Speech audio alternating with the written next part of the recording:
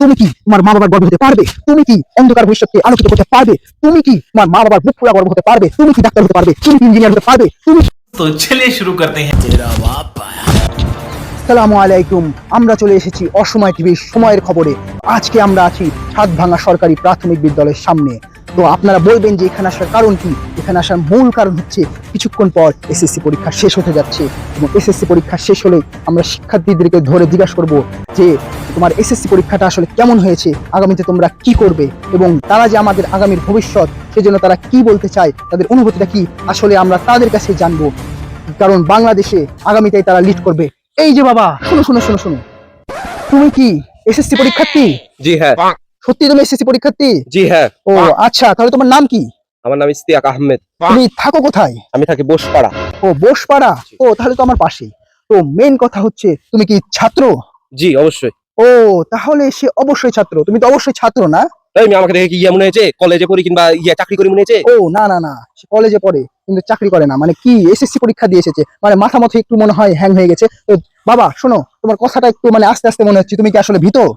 আমি ভীত না, যে আমার খাতা দেখবে সে আমাকে চিরঞ্জীব মনে রাখবে ও ইনশাআল্লাহ। আচ্ছা, তাহলে বুঝতে পারছেন সে কতটা ভয়ঙ্কর, কতটা একবারে মারাত্মক পরীক্ষা দিয়েছে, আপনারা বুঝতেই পেরেছেন। তো এই যে বাবা, তুমি কি বলতে চাও আসলে আমাকে বলো। হ্যাঁ, তো মেইন কথা হচ্ছে তুমি যে পরীক্ষা দিয়ে আসলে তোমার অনুভূতিটা আসলে কি, পরীক্ষা তোমার কেমন হয়েছে? আমার ভালো হয়েছে আলহামদুলিল্লাহ, কিন্তু আমি এতটা এখন অনুভূতি প্রকাশের আমি পরিস্থিতিতে নাই। ও সে অনুভূতি প্রকাশের পরিস্থিতিতে আসলে নাই। তো কিন্তু আমরা তাকে জিজ্ঞাসা করবো, তুমি যে পরীক্ষাটি দিলে, তোমার বাবা মা যে এত কষ্ট করেছে তোমার জন্য, তোমার বাবা মার দিন কি রাত কি সব এক করে তোমার জন্য এই পরিশ্রম করে তোমাকে পড়াশোনা করে এসএসসির পরীক্ষা দিতে পাঠিয়েছে। তো তোমার কি বলতে চাও, তুমি কি A+ পাবে?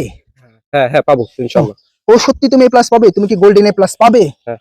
সত্যি তুমি গোল্ডেন A+ পাবে? ও তাহলে কি তুমি তোমার মা বাবার মুখ উজ্জ্বল করতে পারবে? তুমি কি তোমার মা বাবার গর্ব হতে পারবে? তুমি কি অন্ধকার ভবিষ্যৎকে আলোকিত করতে পারবে? তুমি কি তোমার মা বাবার বুক ফোলা গর্ব হতে পারবে? তুমি কি ডাক্তার হতে পারবে? তুমি কি ইঞ্জিনিয়ার হতে পারবে? তুমি কি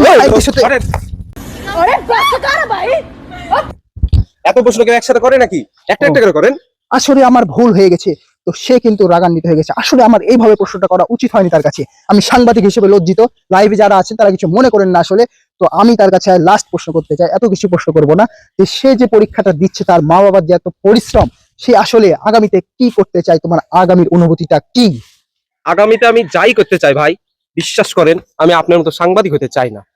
गजब बेइज्जती है। ও তাহলে বুঝতেই পারছেন আমাদের মতো সাংবাদিক হওয়া কতটা কঠিন।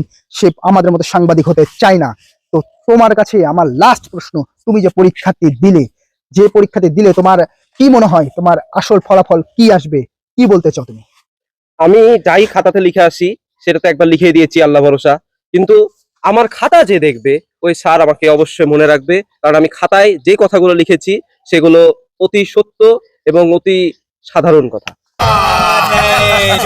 ও আচ্ছা, তাহলে বুঝতে পেলেন সে কতটা জঘন্য, মানে কতটা ভালো লেভেলের পরীক্ষা দিয়েছে।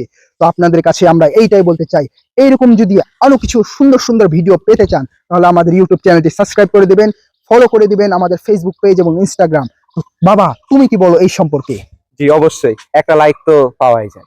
ঠিক আছে, অবশ্যই আপনারা লাইক, ফলো এবং সাবস্ক্রাইব করে দিবেন।